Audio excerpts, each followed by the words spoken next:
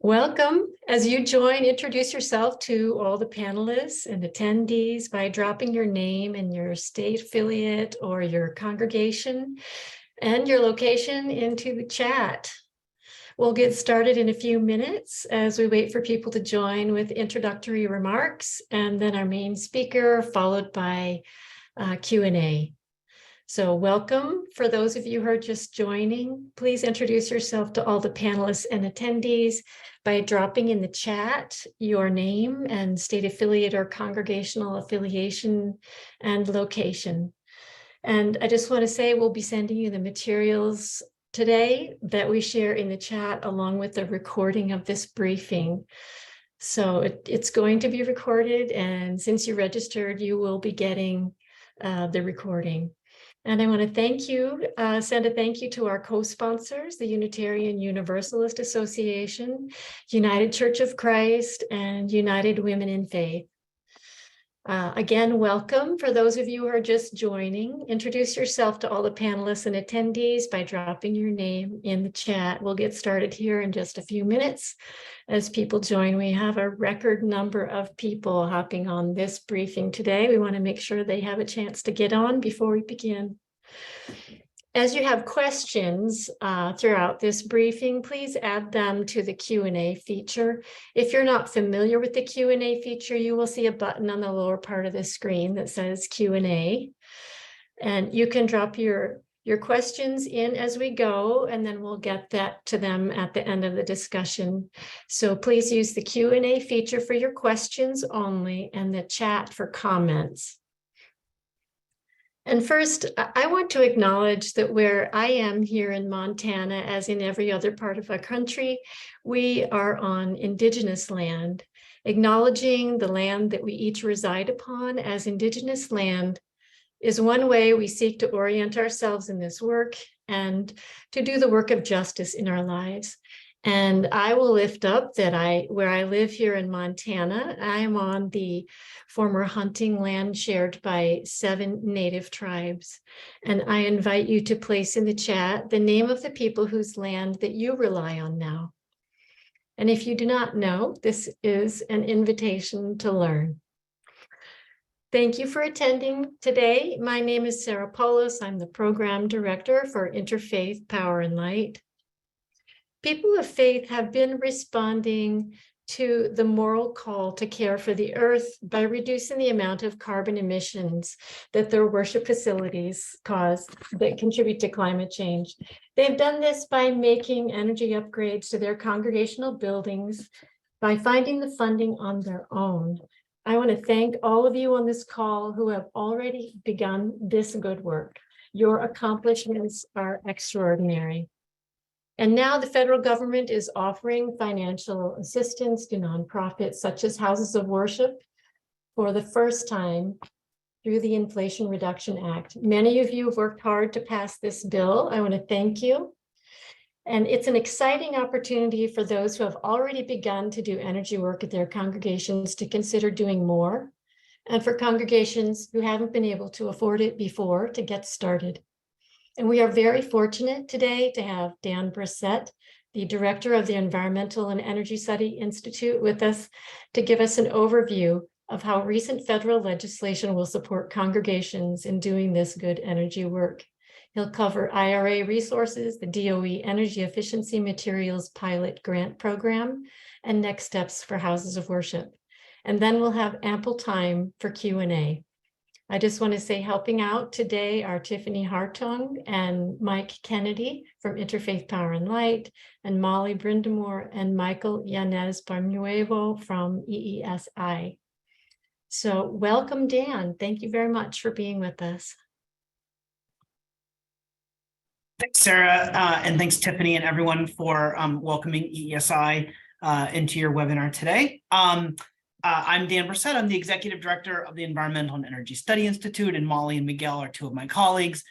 Just very briefly about EESI, we are based in Washington, D.C. We're a small nonprofit. We're a 501c3, and our heritage goes back to 1984 when we were founded on a bipartisan basis by members of Congress to provide policymaker education resources. And we still focus on Congress. Our jobs is to educate congressional staff and the members themselves about climate change topics. And in 1988, climate change actually became our our entire focus, even though we retained our name, environmental and energy. Over the last decade or so, we've also expanded into providing direct assistance, technical assistance to utilities, electric co-ops in rural areas that are interested in providing inclusive on-bill financing program for their customers. Just a quick note here that we also consider diversity, equity, inclusion, and justice as core values at EESI. You can learn more about that by visiting us online at www.eesi.org and reading our statement and board resolution. This is not to insinuate that we have it all figured out, but instead just to recognize that we have a long way to go. Our mission is to advance science-based solutions for climate change, energy, and environmental topics. And as you can see, our vision is a sustainable, resilient, and equitable world. Next slide. So let's start. We're here today to talk about energy efficiency. And so I think it makes sense to kind of start right off the bat with energy efficiency is always a good thing. There aren't that many opportunities I can think of, or many areas I can think of where energy efficiency isn't a good thing. For a nonprofit, I run a nonprofit. Many of you are affiliated with nonprofits. There are only so many places we can cut expenses without cutting back on our mission, and energy efficiency saves precious resources that can then be reinvested into advancing our core mission. Energy efficiency also improves the sustainability and productivity of our operations, contributes to community health, wellness, and resilience. And as good corporate or nonprofit corporate citizens, we want to set a good example of environmental stewardship and leadership as well. Energy efficiency is also a great first step for organizations that wish to do more, especially take example, installing solar panels. It's still always a great idea to start with energy efficiency, and it makes renewable energy, battery storage, and even electric vehicles easier to afford and operate. And then importantly, and this is what brings ESI to the table, is energy efficiency is the fastest, cheapest, and just all around best way to reduce greenhouse gas emissions. Next slide. So buried or tucked away, I should say, in the Infrastructure Investment and Jobs Act, which was enacted into law in November 2021, is a little provision called the Energy Efficiency Materials Pilot Program. And that's mainly what we're going to talk about today, although we have some other good resources to go over as well.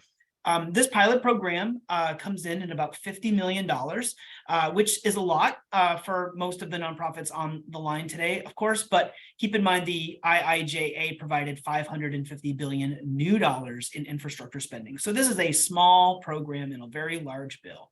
And it's a pilot program to provide competitive grants to nonprofits to make energy efficiency improvements in their buildings, and the statute specifically caps grants at $200,000.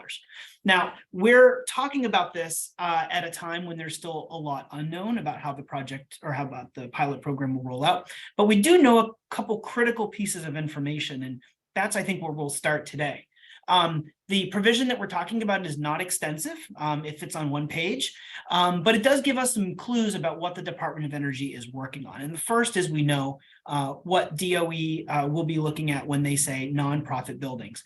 Nonprofit building is a building owned and operated by an organization that's a 501c3, plainly speaking. We also know what an energy efficiency material is, and that's a product, piece of equipment, or system that results in lower energy consumption, and then it provides some specific some specific examples of what Congress was. Oh, sorry. Hopefully I have a good connection of what Congress was thinking when they originally authorized the program. So there's a list there. We also know what DOE will look at when it's considering the criteria for making its awards. And we know they'll use something called performance-based criteria, and that will give priority to applications based on several factors related to the energy performance of the measure, but then also the financial need of the applicant themselves, the nonprofit organization. We'll go to the next slide. There's a lot that we don't know, however, and I think it's worth pausing here for a moment to just describe a little bit about where we are in the overall program development. So EESI is not implementing the program, we're not developing the program, but we're following it very closely. The program was part of the IIJA that was enacted last November, and DOE is currently working through some critical steps in the development of the pilot program. This is a new program. It's new for the Department of Energy, and so there is a lot of thinking going on about how to structure the program. And there are some really key unknown questions that we're kind of waiting to find out what the answers are. These will obviously be very important for every applicant. We don't know, for example, what the minimum grant amount will be. We know what the maximum grant amount is. That's set by statute at $200,000, but we don't know how small DOE will make grants. We don't know whether or not those criteria we talked about on the previous slide will be weighted at all. Will some of them count more or less than others? Simply don't know. We also don't know exactly how involved the application process will be. We don't know exactly what they would call a contracting vehicle would be. So what's the mechanism for the money to actually move between the federal government and the recipient? That will help determine what the application process will be, but we don't know exactly what it will look like, how long it will take, how many pages it will be, the kinds of information that it asks for. All of those things are unknowns at this point. We are doing our best to help spread the word about the program because it's a great little program. We don't know how many applications DOE will receive. You can do the division of 200,000 into 50 million and come up with sort of a maximum or a minimum number of grants. We don't know exactly how DOE will roll this program out. Is it something that happens all at once? Is it something that happens over 5 years? Again, not sure about that. But I think there's a decent chance to expect that the program will be oversubscribed just based on the number of nonprofits that there are in the United States and the need for these kinds of resources. We also don't know the timing of when the grants will be awarded or when the grants will be dispersed. And there is some kind of a time delay usually between an award and when a grant's dispersed. But as a nonprofit that has to pay very close attention to cash flows and the timing of the other IRA incentives that could be coming out, yes, it will. That's an obviously very important factor. The good news, and the reason why we're talking about this today, even though all of these questions are unknown, is that the Department of Energy has issued a request for information. And that request for information covers a lot of ground. We'll talk about on the next slide. And those comments are due 2 weeks from today, Thursday, December 22nd. And on the next slide, a few words about what that means. This is a great opportunity for nonprofits, for potential applicants, to communicate with the Department of Energy how and what the program should look like, or how the program should operate and what it should look like. The request for information covers a lot of ground. It includes a lot of history of the program. It talks about what the goals of the program are, the authorities that DOE is relying on to implement the program. But broadly speaking, for this audience, it's to solicit feedback on issues related to program development and execution. And those questions are spread across 5 categories: outreach, technical assistance, criteria and metrics, funding, and partnership and community benefits. And I have my copy right here. We're working on comments. There are fairly specific questions that DOE is looking for. And these are questions that DOE genuinely wants information about. They genuinely want to come up with a program design that works as well as possible to get the money deployed as efficiently as possible and to deliver a maximum number of benefits in terms of emissions benefits, cost-saving benefits, and all those other benefits that come with energy efficiency. Responding to the RFI, oh, can you go back one? There we go. Nope. There we go. Nope. There we go. Okay. Responding to the RFI is a great opportunity to tell DOE exactly what it needs to know from your perspective about how to develop and implement the best version of this pilot program. DOE is very aware that this is a pilot and that it is doing something new. And when you read the RFI, you'll see that it covers a lot of ground. Oops, I'm sorry, I'm trying to kill the chat so I can read my slide. Responses are due, like I said, to that email address by December 22nd. The good news is, and that's only 2 weeks away, the good news is that respondents don't have to answer every question. If there are specific questions that you have insight on or issues that you care about or that would make a difference for your organization's ability to access or apply for the funding, you can pick and choose. So that allows you to be as selective or inclusive as you want. The RFI includes specific information about how to respond. I listed the email address here. It also has other guidelines. And if you've ever had the experience of submitting comments to DOE, it's always a good idea to follow the instructions. You wouldn't want your comments to get left out or otherwise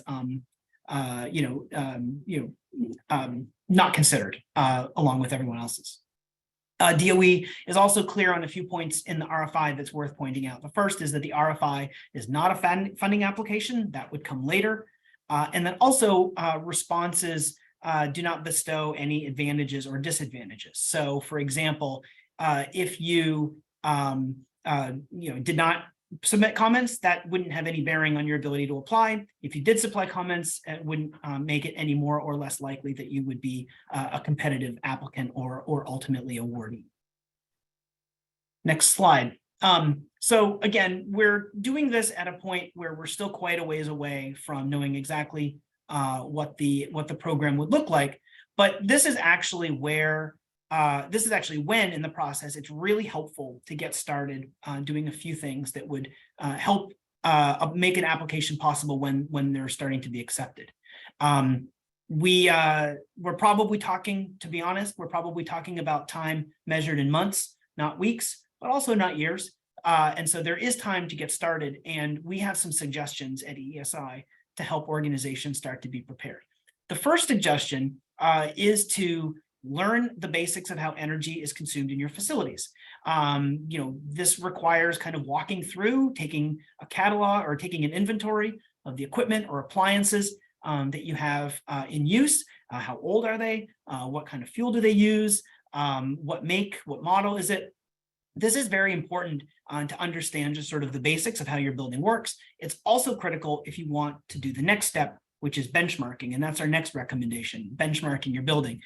This involves taking more information about your building, its address, when it was built, how large it is, its occupancy trends, and 12 months of utility data, and starting to get an idea of over time, over the course of a year, what are the trends in how your building consumes energy. There are lots of tools out there. The best of them, I think, without debate, is Portfolio Manager, which is available for free from Energy Star. Energy Star, by the way, is just an outstanding resource for pretty much everything energy efficiency. I'm sure many of you have already taken advantage of lots of their resources. Portfolio Manager is an extremely robust software tool. Takes a little time to get good at, and so this is the time to start learning about it and understanding exactly what it's asking for, and then giving yourself enough time to go ahead and compile that portfolio or the profile of your building and entering in to Portfolio Manager. And getting started now would also allow you to start keeping track of how building energy consumption changes over time. Another recommendation we have is to set energy efficiency goals for your organization. If you don't already have them, if you already have them, are there any updates you would like to make? Consider what your ability is to report and measure savings over time. Also, this is a good time to look across your organization and identify the people who will ultimately need to be involved in the decision to go forward with an application. Most energy efficiency barriers are not technical, and also most of them are not financial. Most of them are organizational, and it's really important to identify, is there a board approval required? Do I have a facilities staff? Where are they on all of this? The folks on this webinar are a great place to start being energy efficiency champions and getting it up and running, but most organizations require support from across the organization in order to get a project implemented.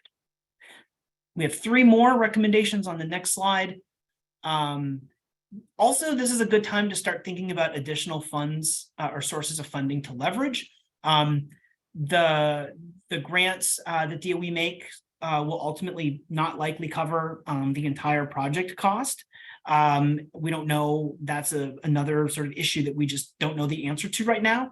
But chances are there are sources of funding available to your organization, whether it comes from a utility, for example, or whether it comes from your state energy office. Perhaps you have a green bank in your state that offers low-cost financing.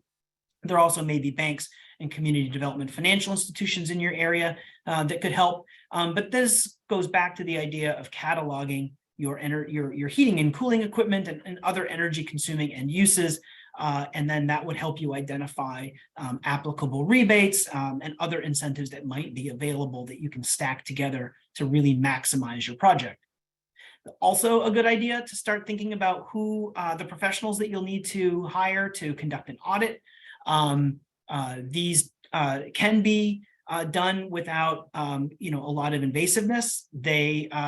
But they probably need, having a professional come in and offer ideas, not just for the measures that need to be improved, but also how you can bundle the measures to maximize the cost effectiveness of the overall project.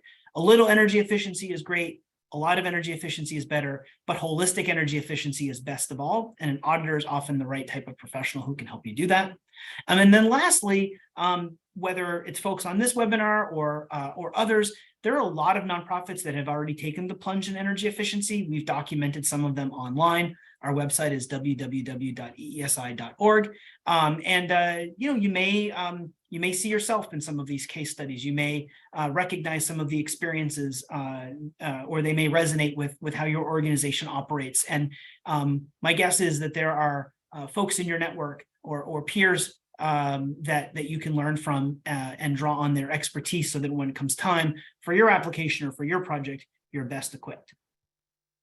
The next slide gets into a few other opportunities. While the focus today is largely the Energy Efficiency Materials Pilot Program, the Inflation Reduction Act, which was enacted in August, provides additional resources for folks to be aware of. The first is really exciting. This is the direct pay option for tax incentives. Previously, nonprofits as tax-exempt organizations were not eligible for key tax incentives, especially for solar energy and battery storage. A nonprofit could potentially take advantage of it, but only if they had a private sector partner with a tax liability who was able to help them out. And sometimes those arrangements could be very complicated. But those rules have been changed, and now nonprofits will be able to take advantage of clean energy tax incentives directly. And this has a tremendous amount of potential, like I said, around solar energy. Solar energy is not an eligible measure for the Energy Efficiency Materials Pilot Program, but combining energy efficiency and solar is like peanut butter and chocolate. It's two good things that go great together.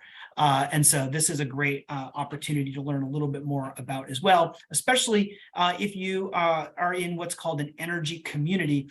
We have an article that I'll have a link to in a few slides that goes into this a lot more detail, but it's an effort to provide additional incentives to organizations that are located in areas that are traditionally disadvantaged.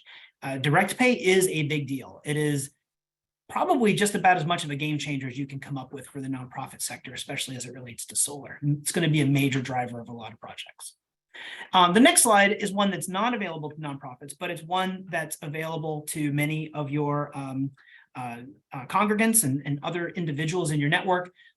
They have the Inflation Reduction Act includes multiple financial incentives for residential projects. This is an overview of some of those. The first to highlight is something called the Energy Efficient Home Credit. This is the tax incentive, previously known as 25C. This is for heat pumps and heat pump water heaters and building envelopes and other improvements. Those caps have all been increased, and these are not implemented by either the Department of Energy or the Environmental Protection Agency. These are from the IRS. And so those will take effect at the beginning of 2023. And there'll be lots of guidance, no doubt, coming out about how to do that. And, not trying to give individual tax advice, but this is also very exciting. A lot of people will use these tax credits to improve the energy efficiency of their homes. Another program called the Home Electrification Rebate Program.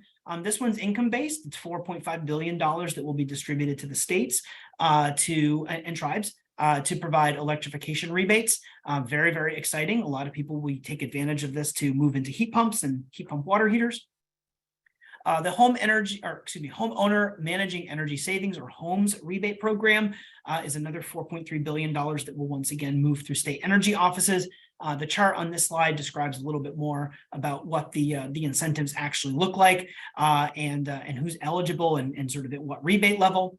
And then lastly, this is not a buildings incentive, but electric vehicle tax credits is something that's in the news a lot. Those were expanded and increased, and also now used vehicles are also eligible for the tax credits. It's important to point that out because most of us, when we take the electric car plunge, will do most of our charging at home. And so that will have an impact on home energy consumption as well. So it's another thing to be aware of, and also, just generally a good thing and something that people are very excited about. I think that brings us to the end, Sarah. These are just some additional resources. We'll circulate the slides like Tiffany just said in the chat. These are some articles that we put together over the last several months, sort of documenting some resources and some additional thinking about how nonprofit organizations can maximize the opportunity of energy efficiency. The Department of Energy has also produced a number of really excellent resources, and there are some links here as well. And then I mentioned some of those additional tax incentives and incentives. That's that in clean energy tax credits get a boost in new climate law. That's an article that we wrote a couple months ago that goes into that in a little bit more detail.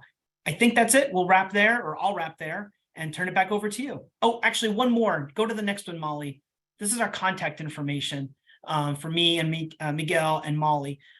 So if you have any questions, when you get the slides, you can click on those links and send us an email. And you're also welcome to give us a ring too if you have any additional questions. Thanks so much. That's awesome, Dan. This is so much good information. I just want to give a big thank you to you for sharing all of this with us today, and to the rest of you. Until more details of these programs are available, I encourage you to follow Dan's advice and get ready so that you can take advantage of them as they become available. And so he suggested the use of Portfolio Manager, which is the gold standard in the industry for tracking your congregational facilities' energy use. But I also wanted to tell you about a couple of things we have here at Interfaith Power and Light.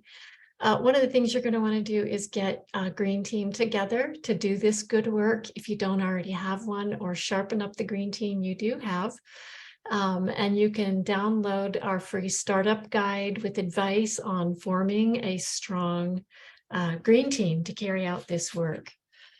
And the links to these things will be shared in the chat and in the follow-up email. Next.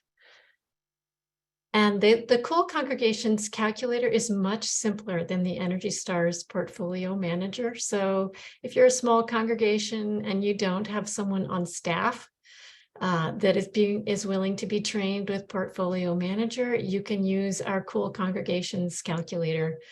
It just simply requires a year's worth of gas and a year's worth of electricity to come up with your facility's carbon footprint. And you can create as many reports as you like. So take a look at that calculator, and I'll put my contact information in the follow-up email also if you have any questions about it. Next. And the next slide we have here is about the challenge. There are many congregations on this call who I am sure have already taken steps to reduce the energy use of your congregational facility, or taken other measures to pursue sustainability. And I just wanted to let you know we have an annual contest called the Cool Congregations Challenge. And it's a chance for you to apply on behalf of your congregation for your sustainability projects to win cash prizes and become the deadline for these entries is December 15th. We've got 6 categories, so I encourage you to go to our coolcongregations.org website and take a look at that and see if you might qualify for that. Next slide. Oh, wait, one more thing I wanted to say about the Cool Congregations website. Dan was saying, look at stories of congregations who have already done work to get ideas of what you might like to do at your own congregation. And our Cool Congregations website has tons of stories of congregations who have made changes to their facility to save energy. So please go there, read those stories, get inspired. And now I just wanted to point out that IPL has put together a resources document on our website that identifies all of these federal grant and tax credit opportunities that are available to faith communities from both the IRA and the IIJA. And so I suggest that you go there and find it and bookmark that so that you can look back on it when you have time.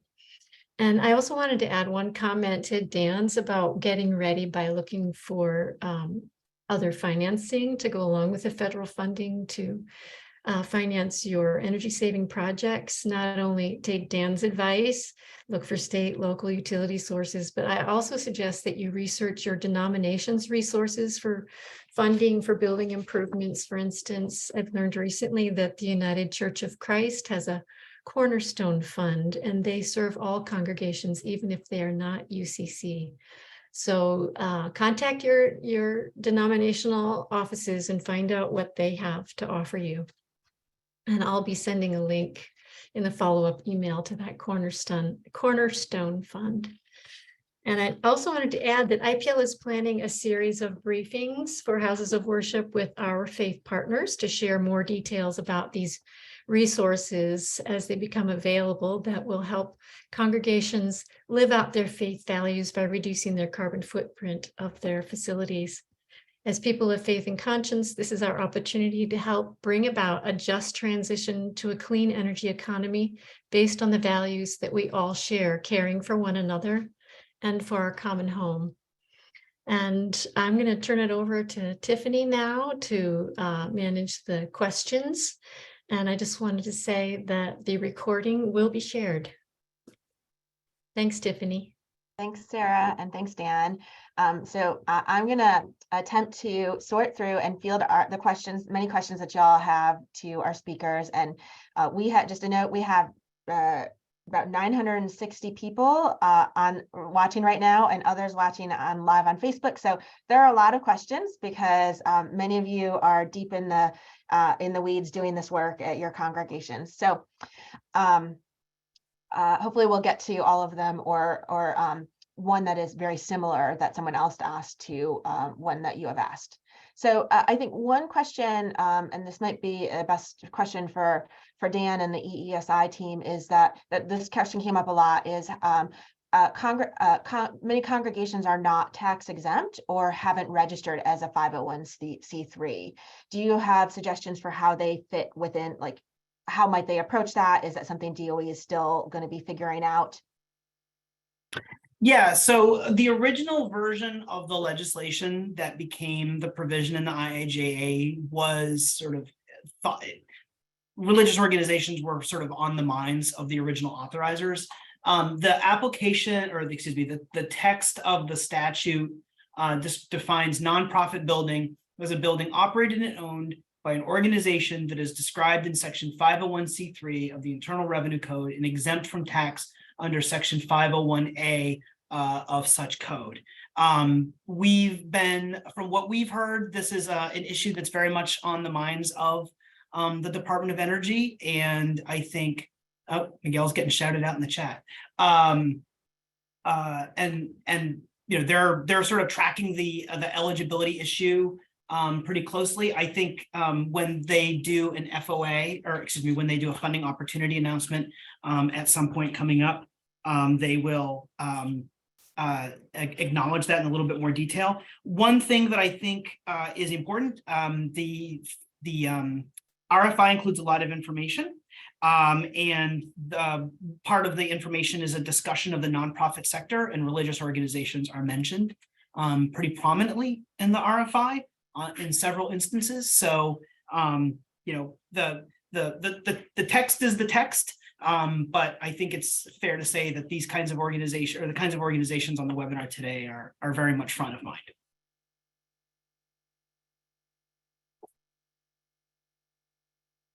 Thanks. Another question, question from Tom. Can a Catholic retreat center also apply? That's a great question. I think if it meets the eligibility of the statute, the way that the statute is worded is the applicant is defined as a nonprofit organization that applies for a grant. The nonprofit building is the term that's defined. I think that would be a good comment for DOE to hear about, which is that they're speaking to the diversity of the nonprofit sector, and understanding that even within a nonprofit subsector, there's a lot of variation, and not every religious organization is structured the same way, or if there are things that, you know, could be accommodated in an application that would help sort of parts of that subsector. I think the diversity of the sector is one of the things DOE is very aware of, and also curious for input about in order to get this program as optimally as designed as possible.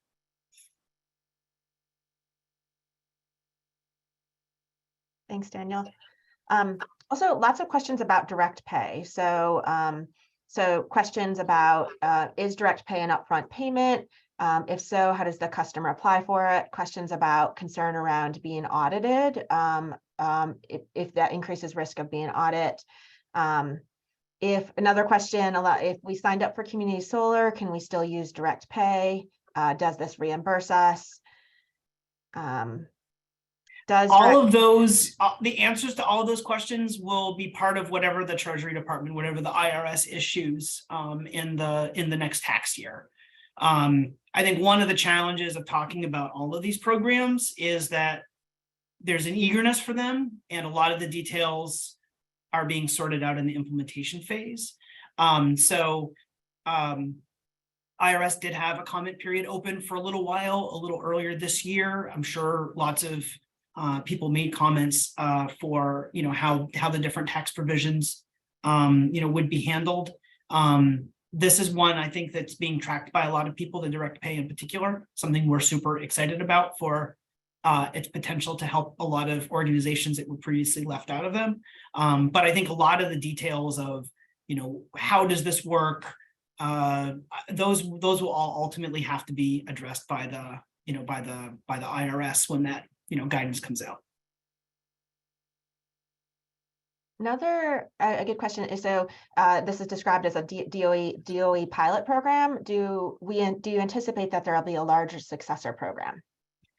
I think the idea of this as a pilot program is something that DOE is very aware of, and I think and one of the reasons why we're so excited about it is because the pilot program itself has a chance to be enormously impactful, and that you would think would argue for an expanded and more temporary and more permanent program.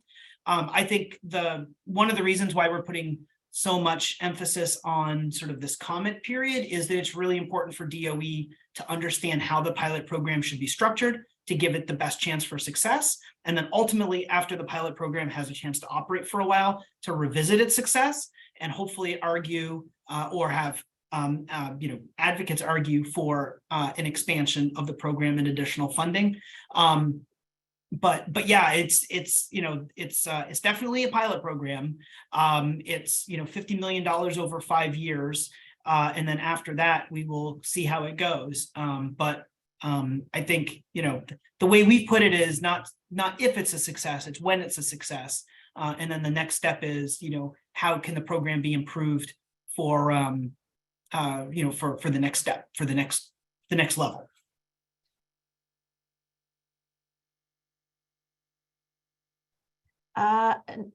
lots of questions, y'all. Like pages of them, like, and our team has been compiling them. So sorting through those. But one question specific about Duke Energy, which is in North Carolina where I sit. So another regional or Duke ratepayer here watching, but a question about, is the federal rebate the net cost after a Duke rebate? So thinking about other utility rebates or state level rebates or incentives that might be out there, how do those interplay?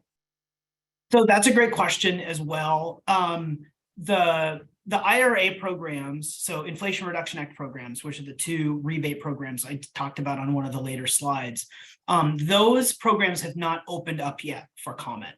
And so we're further away from understanding exactly how DOE will structure them. DOE, I think, is fair to say, very aware that there are funding sources from other places, especially utilities. Most energy efficiency funding in the United States comes from a utility program of one sort or another. So I think we're still a little ways away from understanding exactly how funding for those kinds of projects can be stacked. I think other issues would be, what's the relationship between that rebate program and a tax incentive? Those both, or what's the relationship between a rebate program and another federal source? Those are all things that DOE will have to address. I think, we're a little bit more than a year out from when the pilot program was enacted, and we're getting to the comment period now. So we're probably still a number of months away for collecting information about the electrification program and the homes program, but those are really big ones. And I think, mentioned this in the slide, but maybe it was a little bit too much in passing. The states will have an enormous amount of say in how those programs are ultimately implemented. Those dollars, that $9.2 billion, $9.3 billion, those dollars will move through state energy offices. And so a lot of those details will ultimately be sorted out by states based on the guidance that DOE publishes after it receives its input. So, I know it's not the most satisfying answer to say we're still a ways off, but that's kind of the process and where we are in that process. Another question or line of questioning is one that is sort of, we're talking about nonprofits and facilities and different types of nonprofits or congregations that are not nonprofits, but a question about working with denominational networks and multiple congregations at one time. Any tips or suggestions there? So not all of the final configurations of the program are sort of specifically, well, very few of them are actually mentioned in the statute. I think to the extent that there could be flexibility built into the program to allow larger organizations to work with its members or branches, as long as it's not out of line with what the law says, I think DOE would be really interested in hearing comments about what might work. Also understanding that different networks and different associations or organizations might have different structures. And I think flexibility for a lot of that, flexibility is going to be really important in order to improve accessibility to the program. I think one of the main themes of what we've been thinking about for our own comments is the idea of doing things that will maximize the number of organizations that can participate, whether it's large organizations, small organizations that have significant energy efficiency needs, organizations that have smaller energy efficiency needs, the capacity of different organizations to keep up with the paperwork, and there will be paperwork of some kind, no doubt. And so I think those kinds of comments, and maybe in the RFI, that would be something that would be addressed sort of in response to some of the questions about partnerships and types of communities that might be out there that could work together on an application. I think those are all things that DOE would really like to hear about. Thanks. Another question, and this might be for Sarah or someone else, or I also saw Jerry Lawson from EPA and is on, so he maybe could field this in the chat. But a question about benchmarking, with regard to benchmarking our building, the most recent 12 months of utilities may not accurately reflect our energy consumption because of COVID impacts. that have caused many events to be virtual instead of in person. As a result, energy consumption for space heating and lighting is currently much lower than normal. How should we model that? I can just say that in the Cool Congregations program, we're encouraging people to choose the 12 months that end before COVID closures began as your initial benchmark. And Jerry, if you have anything else to add, please do.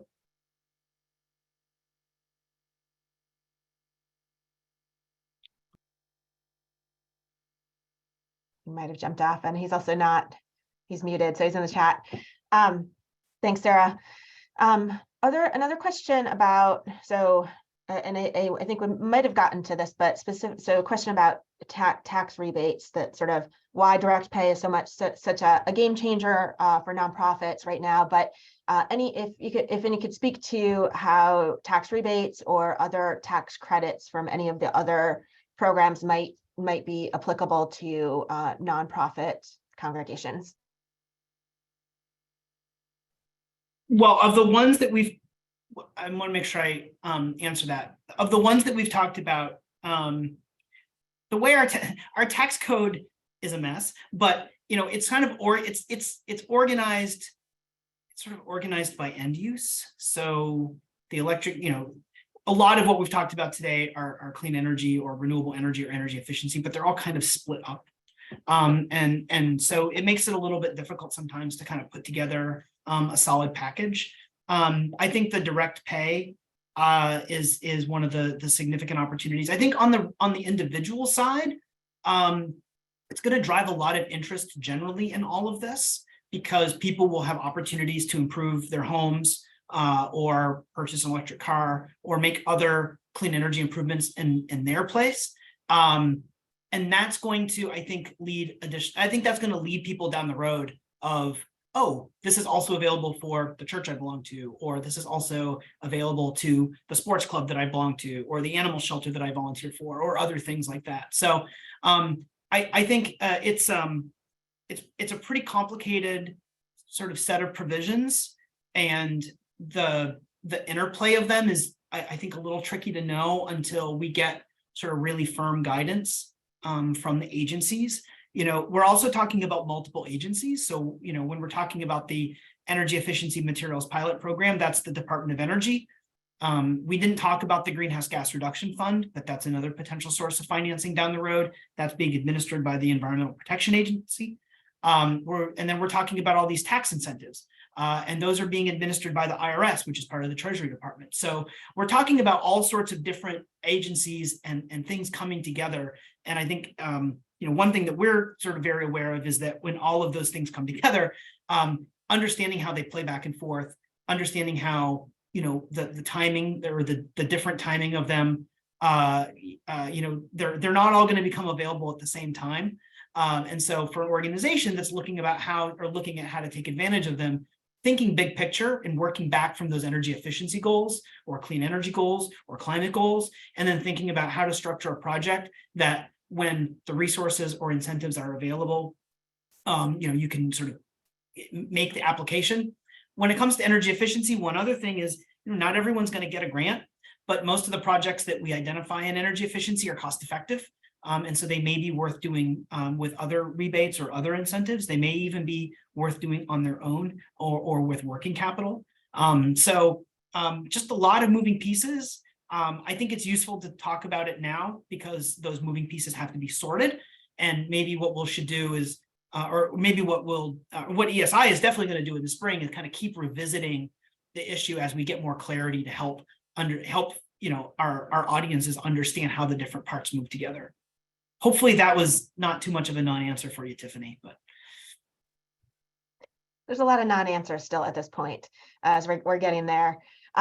One question that I've seen in a few places and is the difference between the Inflation Reduction Act incentives and the IIJA that we're talking about, which is the Infrastructure Investment and Jobs Act. So last year I think it was 2021, late 2021, the big bipartisan infrastructure bill passed, and that concluded huge spend for infrastructure, and within that is this DOE pilot program that Dan's been talking about, and that was directed there. There are some other clean energy incentives in there as well, but that's the big one for sort of our interest area. And then the Inflation Reduction Act was what passed last year, historic levels of climate investment, and all of those pieces are still coming together of what that will look like as well. Some other questions around, several questions around specific, like if you could say more about the definition of energy efficiency materials and any anticipated scope, questions about heat pumps or solar or type of insulations or windows. A lot of folks here are very in the weeds and on sort of doing this work in their congregations. And so lots of detailed questions about that. Well, when it comes to energy efficiency materials, the way the statute is worded, it basically says an energy efficiency material means a material, and then it says what a material includes. So that's a product, piece of equipment, or a system. So you could think of that as an HVAC system, so ductwork, blower, outdoor unit, things like that. You could think of it as a lighting system, so switches, ballasts, or LED installation or fixtures, things like that, or an individual piece of equipment, so a boiler or a heat pump or something that is kind of plug and play.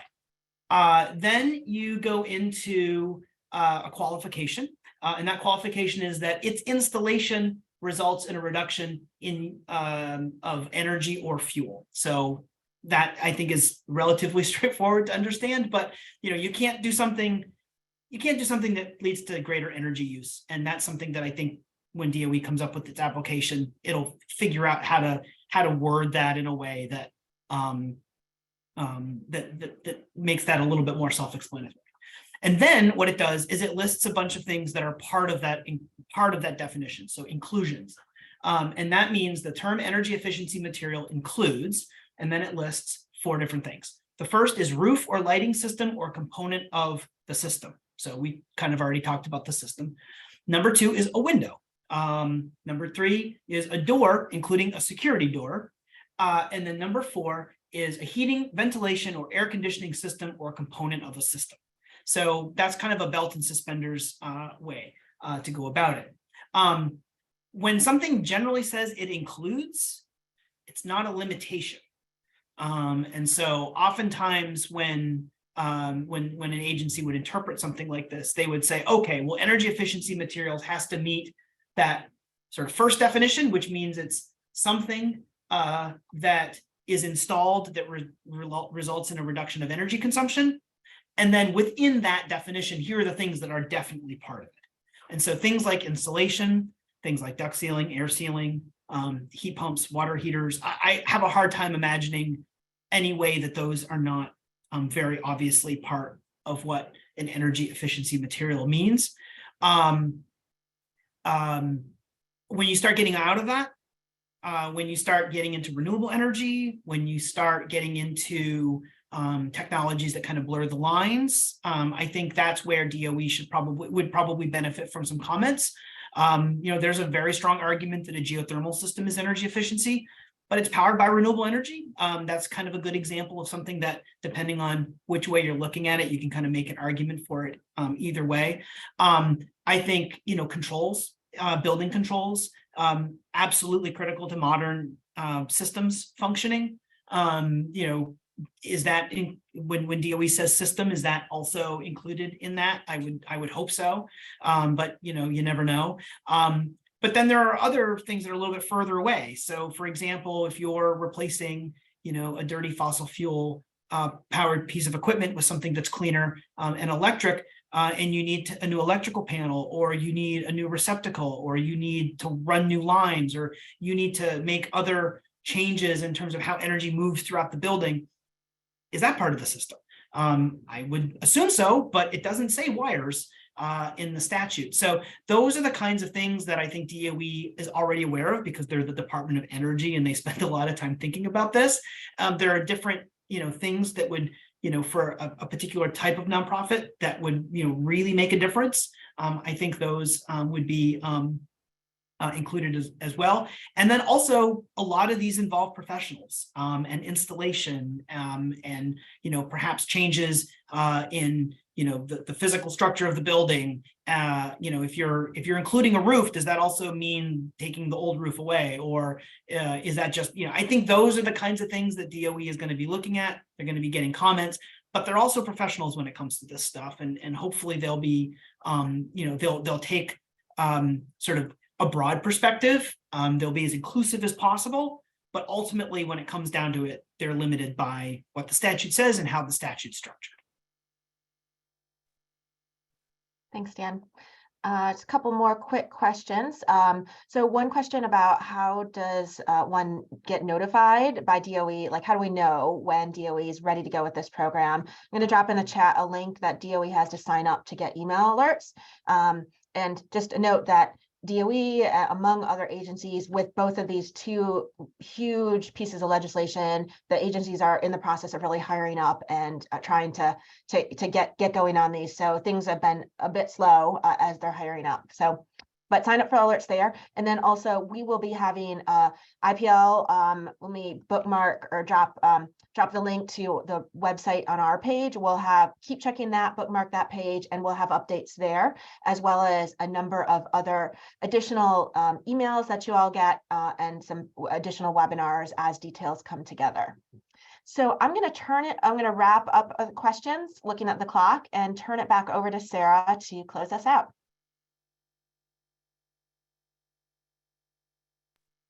Thanks, Tiffany. Thanks, Dan, Molly, Miguel, Mike. Thanks, everybody, for helping make this happen. Thank you to our partners, the Unitarian Universalist Association, the United Church of Christ, United Women in Faith. And I thank all of you for attending today. And I just want to give you a reminder. I hope we send this in the follow-up email too, Tiffany. Form your green team so that you'll be ready to do this work. Benchmark your building. Get an energy audit from your local utility. They're often free. Do some researching on financing from your denomination. So stay tuned for another webinar in the new year. We'll send you the materials we shared in the chat along with the recording for this briefing later today. And if you have any questions not covered, feel free to send them to Tiffany at interfaithpowerandlight.org. And I just want to thank everybody for joining us today. Thank you all.